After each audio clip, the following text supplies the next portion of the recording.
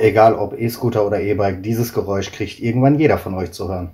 Ist der Scooter neu? Ist er vielleicht noch nicht eingestellt und eingerichtet? Ist der Scooter alt? Sind vielleicht Komponenten abgenutzt oder nicht genau eingestellt?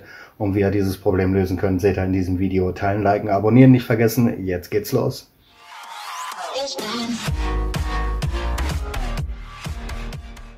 Ja, herzlich willkommen hier bei Technology Live. Ich bin TK und ich zeige euch jetzt, wie ihr eure Bremse justieren könnt. Hier ist euer Bremshebel angeschlossen. Dann habt ihr zwei Schrauben, und zwar hier und hier. Ja, ich zeige euch das mal kurz aus einer anderen Position. Wenn ihr auf euren Bremssattel drauf guckt, egal ob E-Bike oder auch E-Scooter, dann guckt ihr so in die Öffnung rein. Ist euer E-Scooter gebraucht, kann es sein, dass die Bremsbacken hier abgenutzt sind und ihr die nach ein paar Kilometer Laufleistung entsprechend neu holen müsst. Das ist meistens so nach ein paar tausend. Na, vorher eigentlich nicht.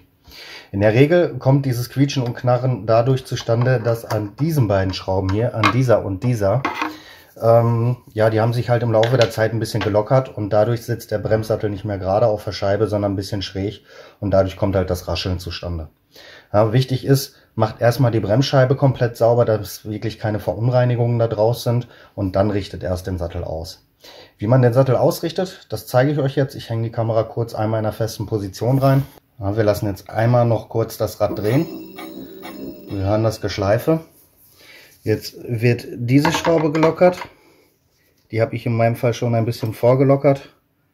Die müssen auch nicht viel entspannt werden. Jetzt seht ihr, den Bremssattel kann man hier bewegen.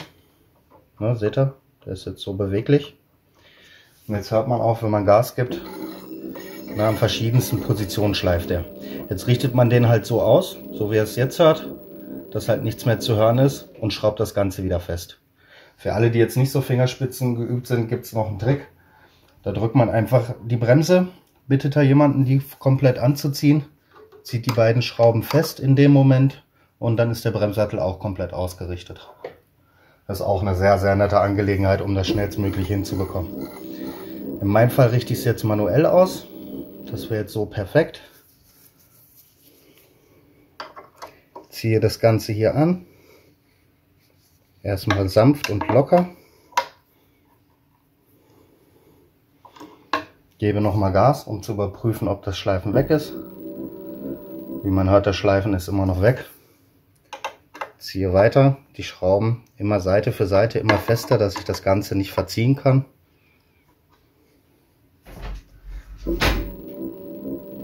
Ja, und schon wäre das ganze Thema erledigt.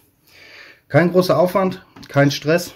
Ich hoffe, das Video konnte euch helfen. Ich hoffe, ihr habt eine Menge Geld dadurch sparen können und habt wieder Spaß an eurem Fahrzeug ohne Quietschen und Knarren. Wie gesagt, Bremsscheibe immer schön sauber halten, Sattel ab und zu mal ausrichten und dann habt ihr auch eigentlich keine Schwierigkeiten. Ja, falls euch das Video gefallen hat, lasst einen Daumen nach oben da. Ein Abo würde mich freuen. Ne, dann seid ihr auch noch mit in den Club der ersten 1000 Abonnenten bei mir auf dem Kanal. Schaut euch gerne mal um, würde mich freuen, wenn euch noch was anderes gefällt auf dem Kanal und ja, lasst mal in den Kommentaren da, ob das Ganze bei euch funktioniert hat. In dem Sinne, ich wünsche euch einen wunderbaren Tag, einen wunderbaren Abend, wann auch immer ihr das Video schaut und ich sag mal so, drive long, live free.